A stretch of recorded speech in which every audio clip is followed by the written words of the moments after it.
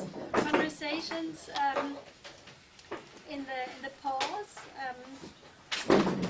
helped me to re-enter in a way that might open up let's open up the frame a little bit again.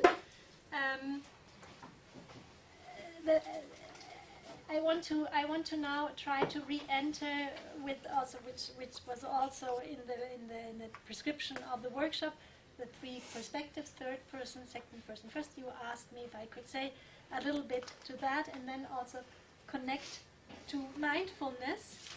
I think coming from this research, it becomes recognizable that the third person perspective is a highly methodologized perspective. It is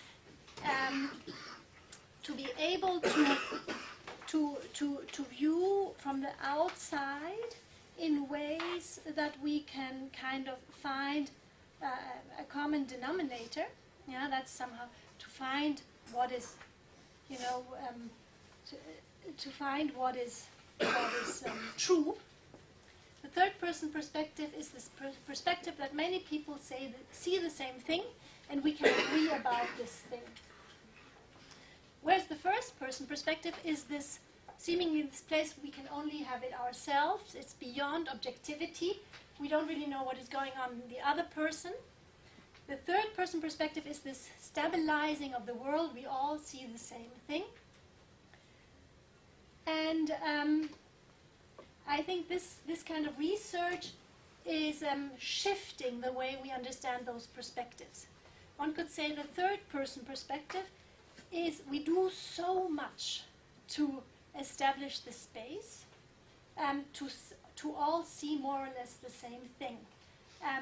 We cut away, and that shouldn't sound negative, just we do micro gestures of you know, cutting away all there is, all that is more to what we see, all the same, all, you know, all the situational, experiential intricacy we have while we see the same thing.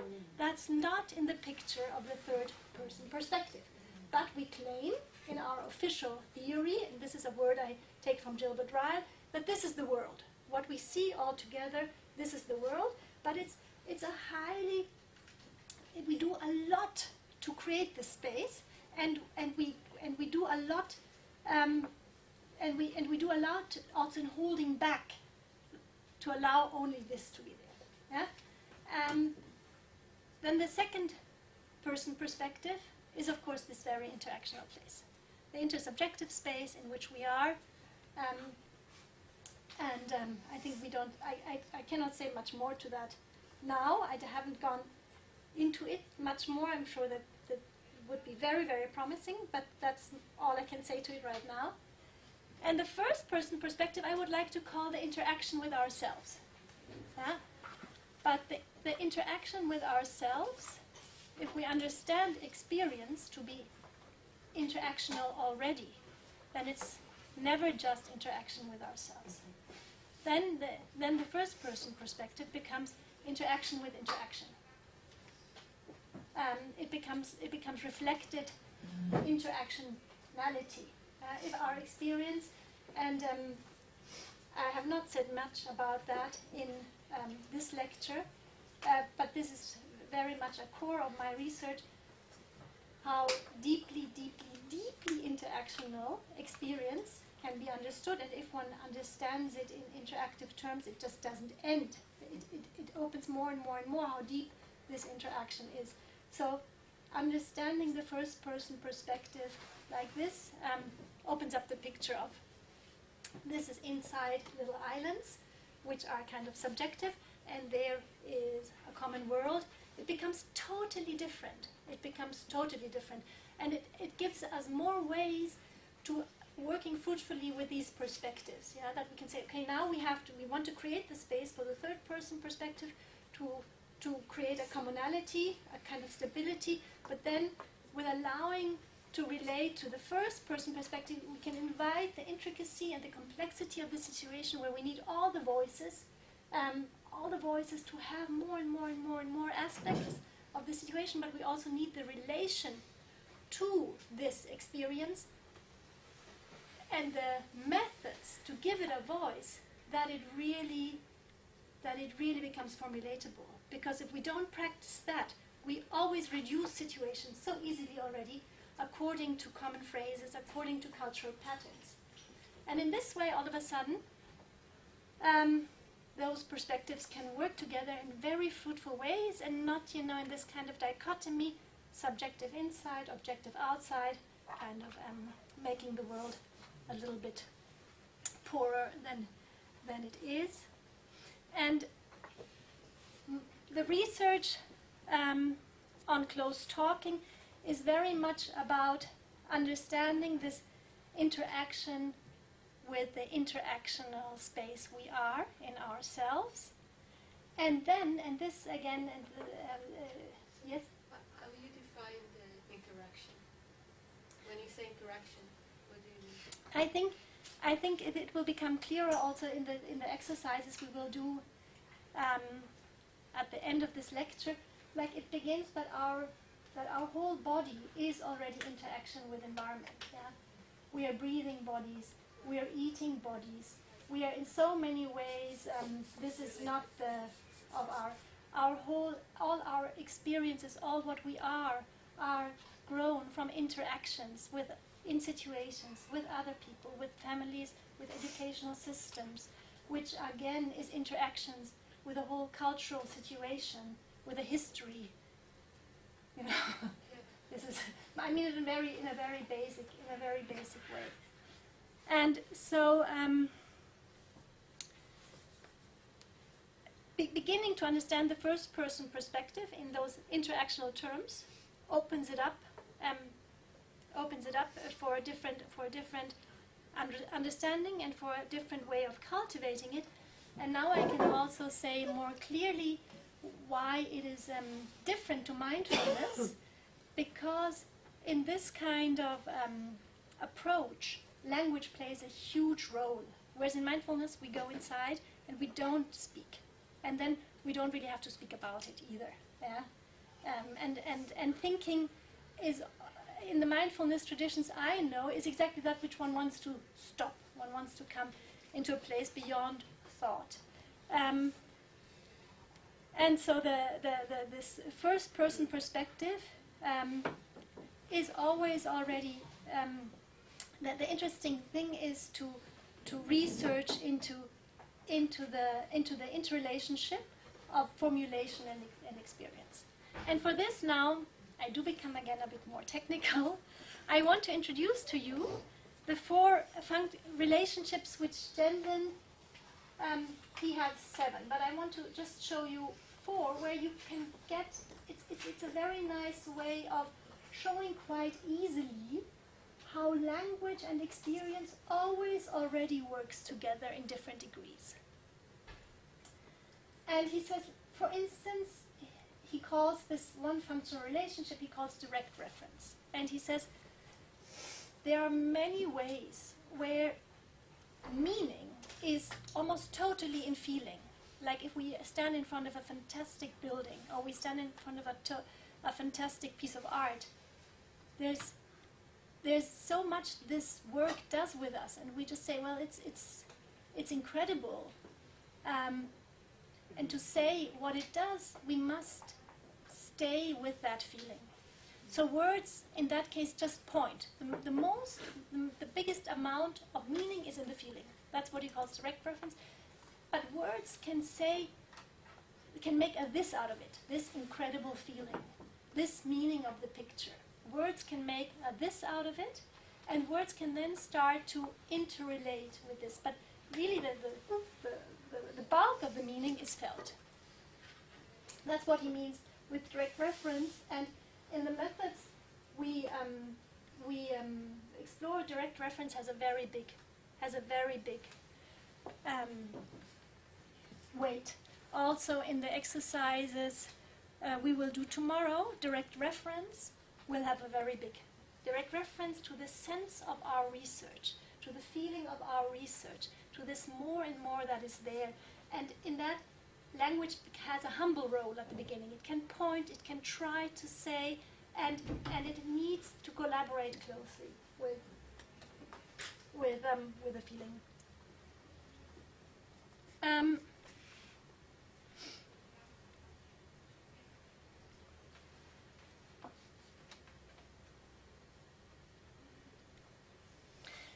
The other thing is recognition. We call it recognition. That's the amazing thing, that words can bring experienced meaning with it. It's an exercise I will do with the students this afternoon, that a single word draws up a lot of experienced meaning. And if we do a little bit, if one becomes a little bit mindful with it, it's amazing how rich singular words are and how much specific, complex meaning, different meaning they bring from person to person. I do it with very simple words like tomato, pizza, module, spring. It is, if one just gives a little bit time to what words bring, there's images, feelings, memories, very strange kind of deep bodily sensation, and they are so different that if one does this exercise, everybody's always astonished that we understand each other at all. Yes, it is. It's very, so in that sense, recognition makes us aware that words, so if you learn a new technical term, it brings no feeling with it. So the recognition feeling is also important because it helps you to speak about something you know in different ways. Like you have a technical term, you know a lot about it, the meaning is much more than the words, and it allows you to speak about it in other words. So feeling and symbol always already work together. Always already work together. And that's also in a strange language.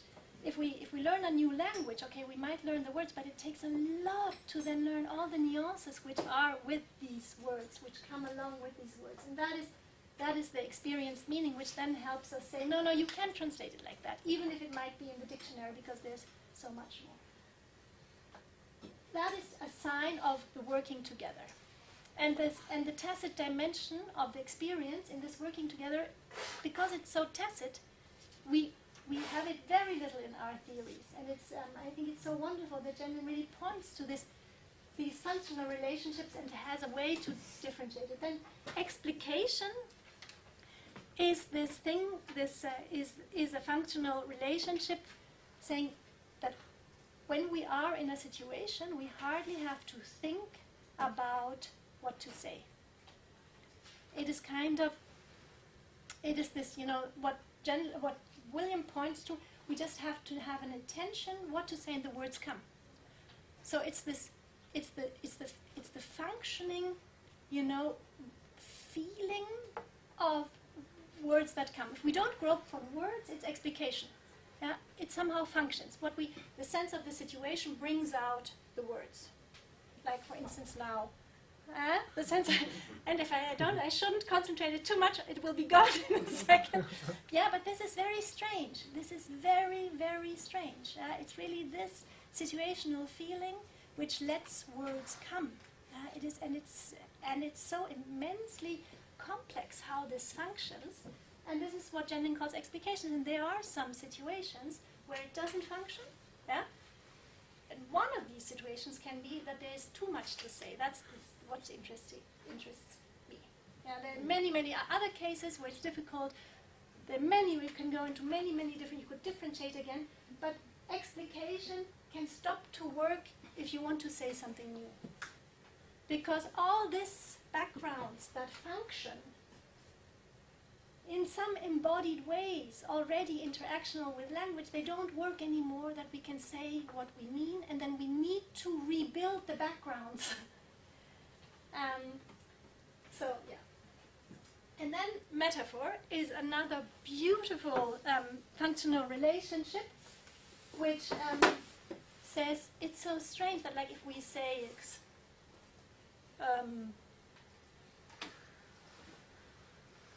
give me a good metaphor. Does anybody have a good metaphor? I don't want to say my love is a rose because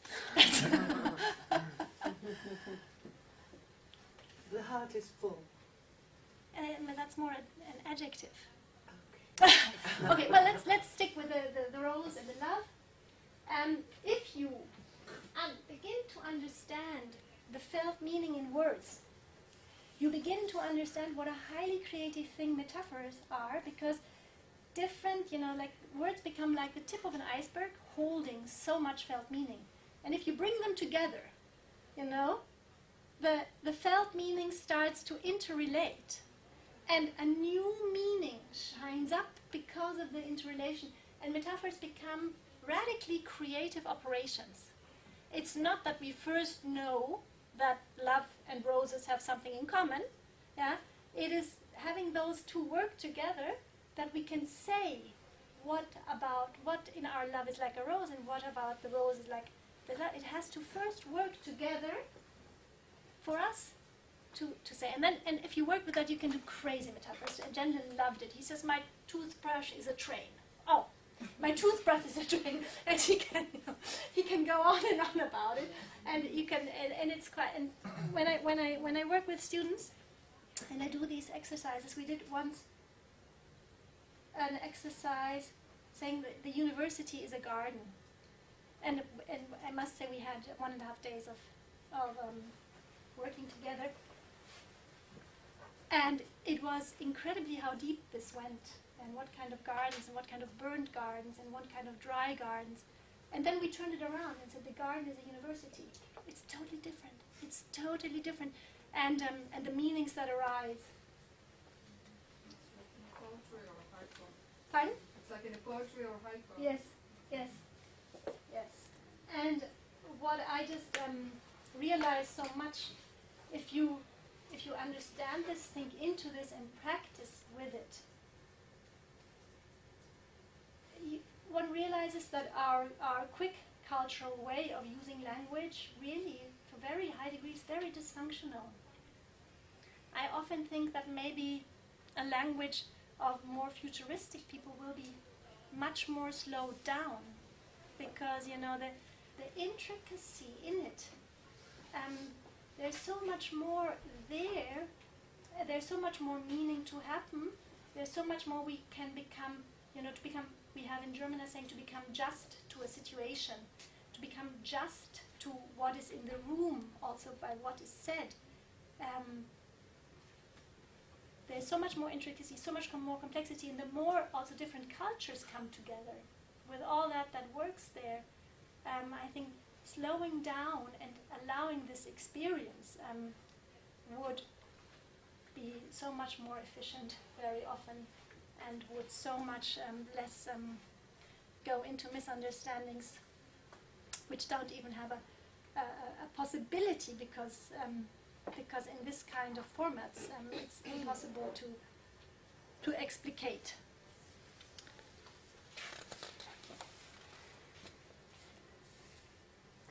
So this is quite a nice quote.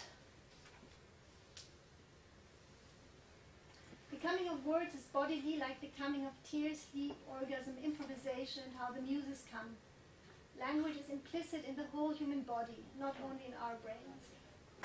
Language is implicit in our muscular movements and in every organ. It is implicit in what rouses or spoils our appetites, and in what disturbs our sleep.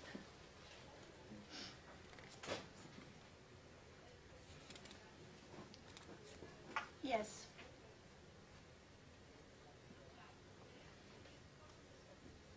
So in using language, one can say the intricacy which is already in language interacts,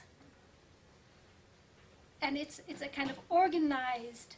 In language, the experiential intricacy is organized in verbal forms, or maybe also in, also if we learn in architectural forms or so, and this interacts with the intricacy of fresh experiencing. And if we consider verbal or any kind of formulated meaning as a product of an evolutionary development, as well as a cultural development from generation to generation, and also as a personal development, because understanding a word is anchored in our embodied living, in which the meanings of words grew from childhood on and is continuously growing. The understanding of words evolve more doesn't stop evolving. You can, maybe in 10 years you will understand a word differently through the experiences you made. So if you understand this picture, then language in this way comes to be understood as are linked to cultural contexts, are linked to value systems, are linked to feelings that go along, and so on and so on. So shifting a background is a major thing. And if first formulation shifted a background, it has the power to shift a cultural setting. That's what happens. That's what happens in paradigm shifts in science. That's what happens in cultural changes. Yeah.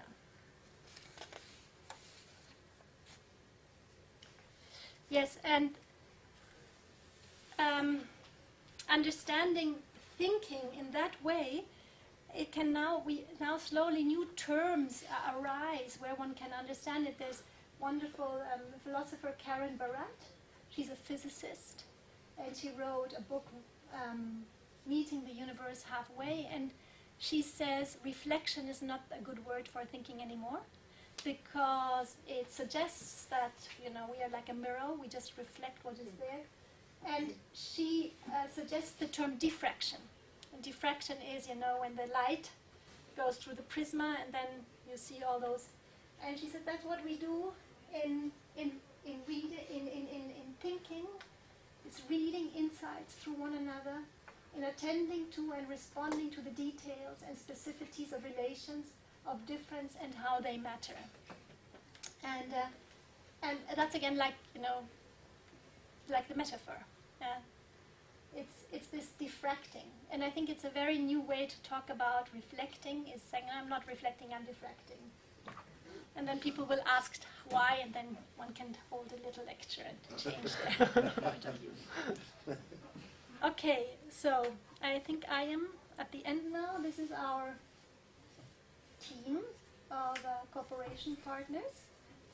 I didn't talk about the embodied critical thinking. I more talked about the preparatory approach to thinking that this research is built upon. And I want to end with this quote by Jen. So the methodologies we look into are edge methodologies, and he says, we hope that the person will enter further into this edge when what wants to be spoken is only partly formed. If you can stand it as a, he only makes the dots, then odd and quite newly formed phrases come out of it. Yes, thank you. Thank you very much for your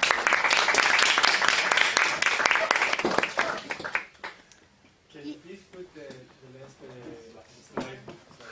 Yes.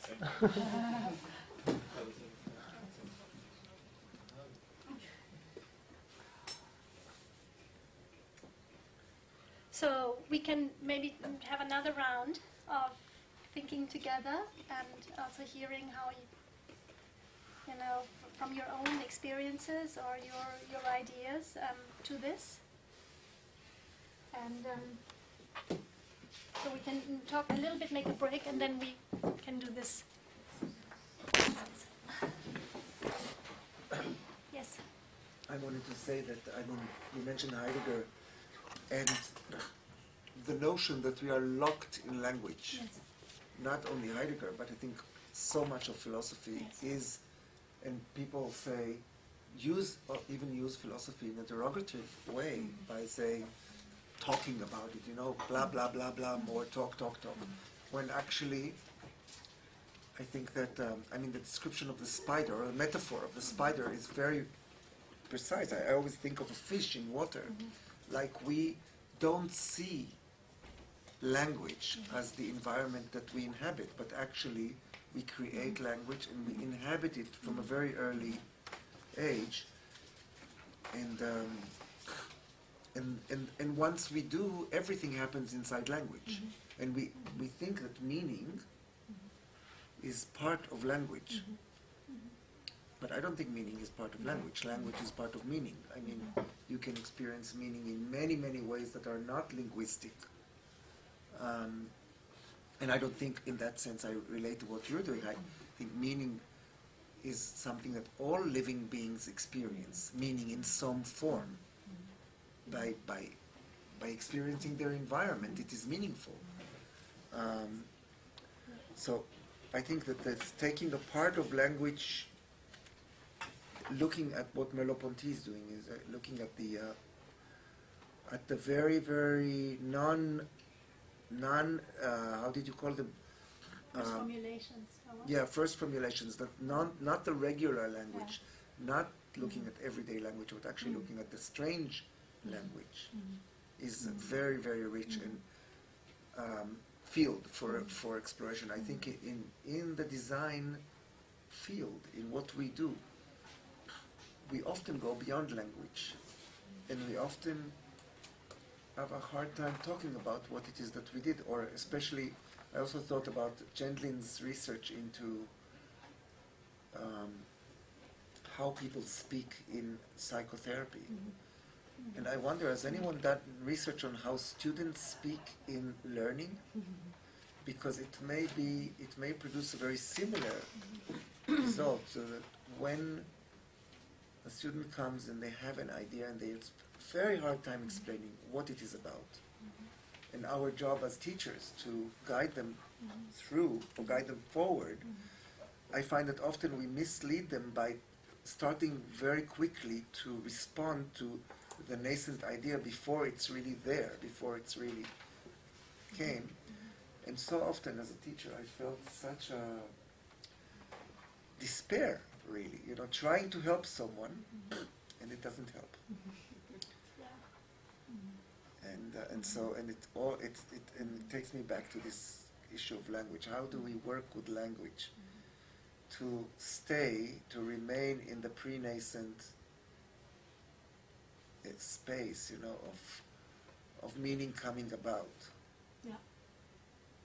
And I think that's why, for me, the term cultivating is so important, because it's very strange in some way that if one attends to this pre-nascent meaning, if one just attends to it by taking ourselves seriously, staying with it,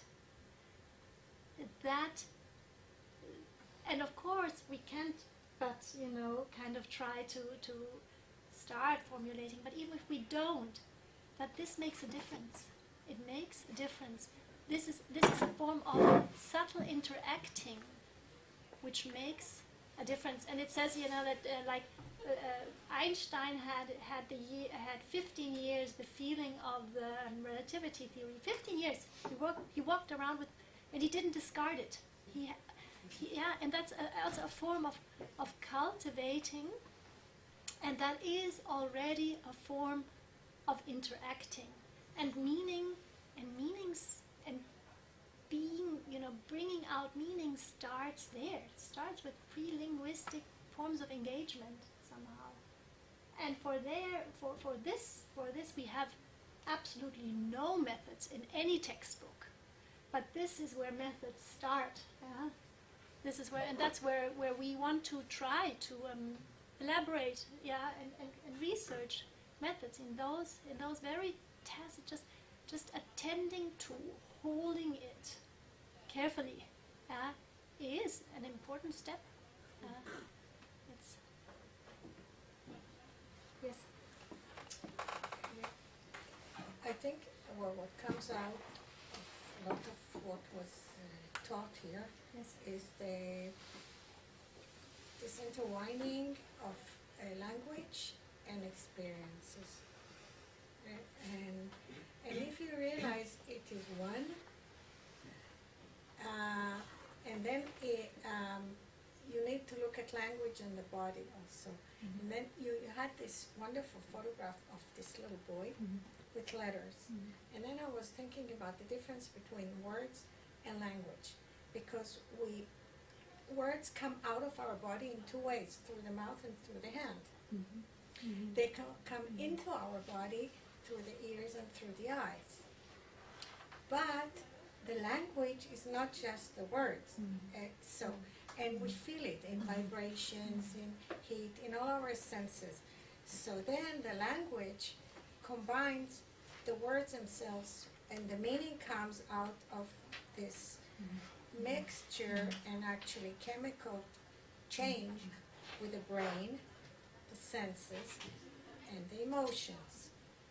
And then if we can bring people and ourselves, and we do that in design, and we do that very much in urban and regional planning, we understand that this language is an open-ended process, and experience is an open-ended process.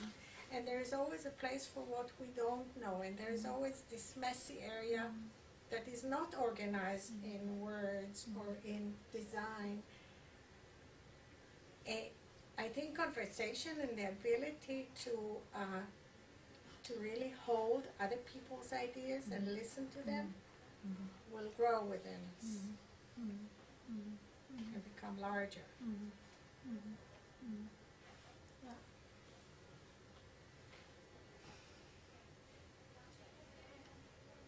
I think that talking about experiences, I mean, the first sentence is to say that emotions and feelings are involved and not just rationalization, because that's the starting point to a new way of seeing things.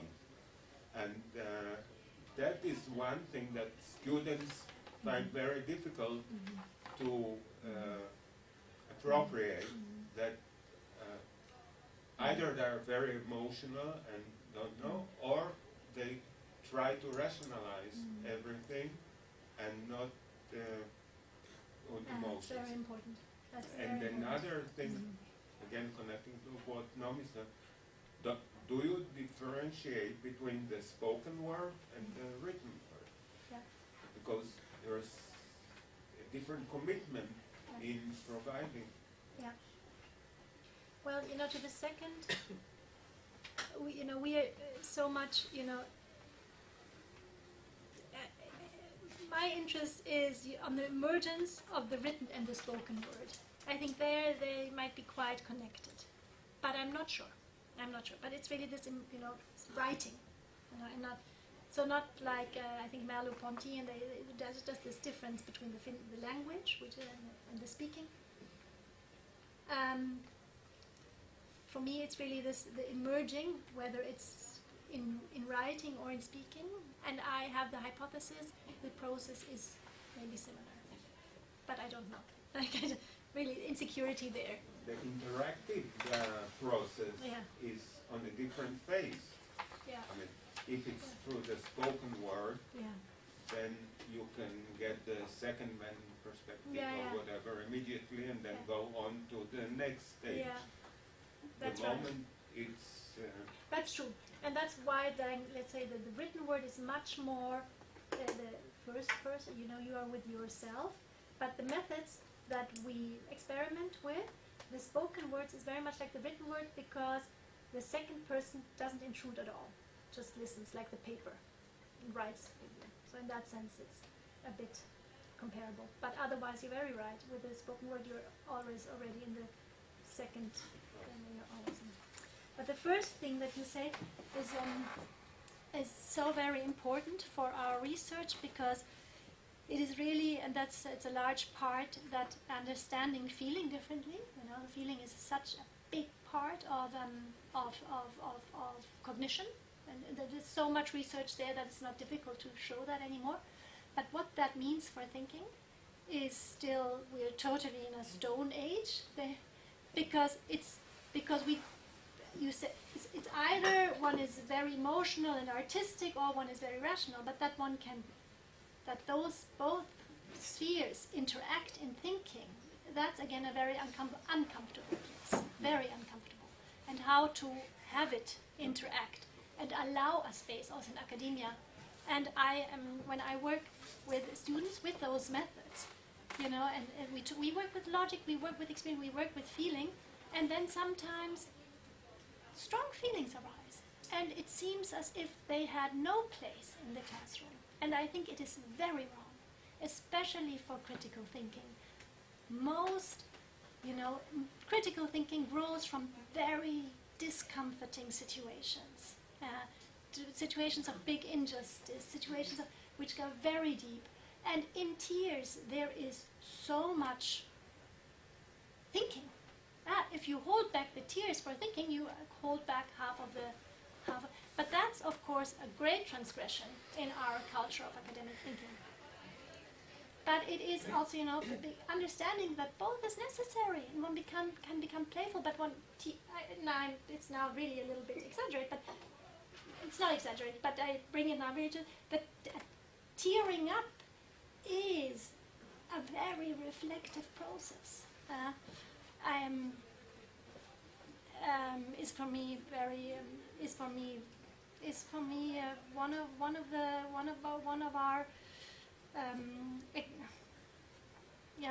of the things we try to elaborate.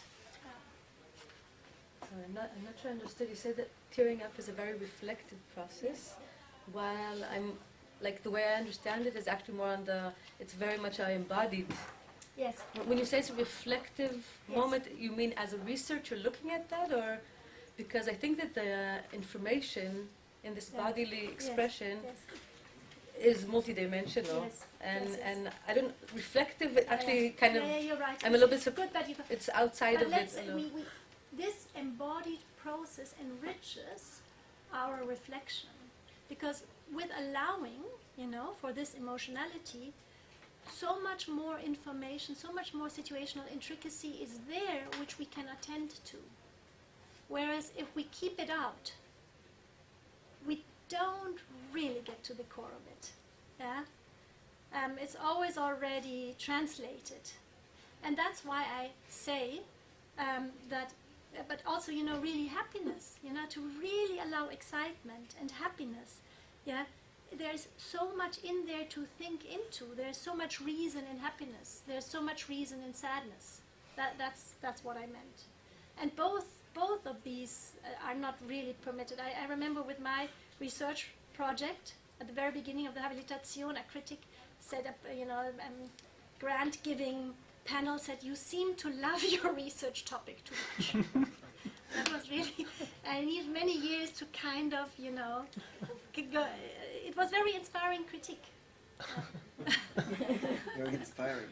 Yes. I just want to explicate the feeling I have right now. It's the feeling of importance of what is happening here. It's like a quiet wave of potential, something that can open up. Like I have an image of a how do you say? Stork. Yeah, like something is being really rebirth of intellectual community or a study process or something like that. So it's, You're doing felt sensing at the moment. Dana is always doing. Yes. There's something in design. I think that sometimes we are trying to I wouldn't use reflect, but this Diffract. yeah, a feeling, okay, with an object. An object makes me feel something. Yes. I don't really have the particular word for what it makes me feel. Yes. And I think there is, we should give the place for the objects that just to it's a question whether to try to understand what exactly gives me that feeling or what this feeling is, or just let this object be it. Yes. It's a bit like Japanese way of observing. Yeah. Yes. I wanted to say something in response to Naomi and to Miko, that I think this is why I feel it's so loaded, the meeting with philosophy and architecture. I think that in our profession there is a lot of knowledge about the unformulated. For example, in city planning, we have a way of designing something but not completely closing it, because we know that the forces of life will change it. They will come about. So we always leave open ends in the terminology, in the way that we define things, and so it's a kind of a fine balance between describing something and saying what it would be, and not describing and saying what and not saying completely what it would be, and you kind of have to know how to do this definition and undefinition, which I think that actually philosophy doesn't know how to do very well. I mean, Gendlin maybe. I mean, yes, you presented people who already know how to talk about the undefined in a definable way. But somehow, I think architecture and its many different other fields that are related is a very embodied. It's already an embodied act. I mean, it's an embodied art. When you do architecture, you do something that is an embodiment of your ideas, but it also embodies values. And we are always, just like we are always in language, we are always in a physical environment, often, mostly often, made by other people, made by culture. So I'm just kind of responding to Dana, just feeling how rich these philosophical thinking ways are in their coming together with architecture, which already has a practice Yeah, totally. to do that. Yes.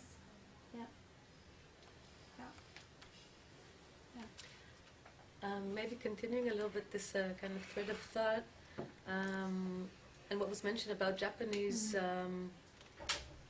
understanding of the objects, I think was mentioned, but the aspect of space, and I'm thinking about space in several ways. Meaning that's inserted into words, opposed to understanding the meaning that's there pre-verbal and after-verbal. Yes. It's a little bit this kind of Western way of thinking and maybe more Japanese way of thinking, or the concept of ma, where it's not empty. There's so much there, and then what is put on that background is in relation. Where in the Western world there's nothing until you erect a construct or put together words, and I think that's like a very important, I guess, philosophical or cultural perception that we lack a lot in the Western world. And it also connects for me to this idea of holding space, which is kind of a term that's used a lot in therapy, but holding the space for unconscious, bodily, and how do we hold that space? Because once you hold the space, so much comes out, and I think we have so many of the tools that are needed, but holding the space is what's very nice. often absent. Exactly. And you brought it down to such a decisive difference, because if in the space there is already so much, it's clear that it's worthwhile to hold the space. But if the space seems to be void and we have to tabula rasa, then of course there's not much value in the space. But I do think, and that's why I think it's quite hopeful that the Western thinking slowly recognizes what the Eastern thinking had since thousands of years already. Very much through this, I think, turn to embodiment.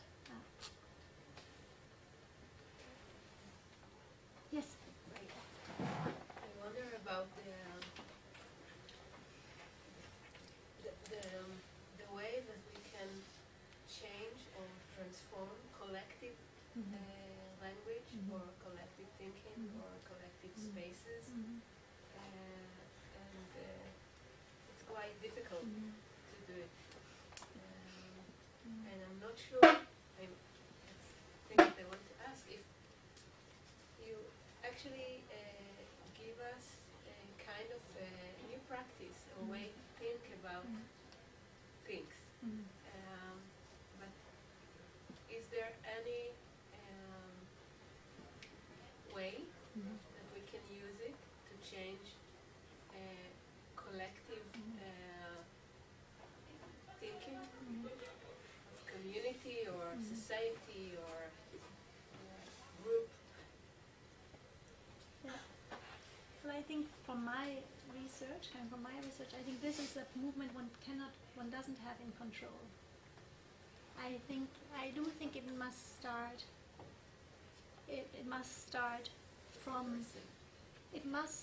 first formulations that really work, you know, first formulations that carry a lot of background, a lot of intricacy, and if they really work, they work, yes.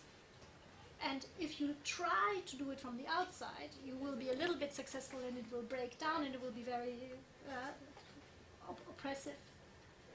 But if you allow, and this is why if you allow this in non-secured open process, which is also a vulnerable process, it can be very powerful, but you do not have it in control. Yeah. Social media does. Pardon? Social media and social networks, it's what they do. They go from third person to third person collective perception. Yeah. They go directly from first Yeah. to third without the intermediate. Without it, that's right. Yeah. So just escaping lots of Yes.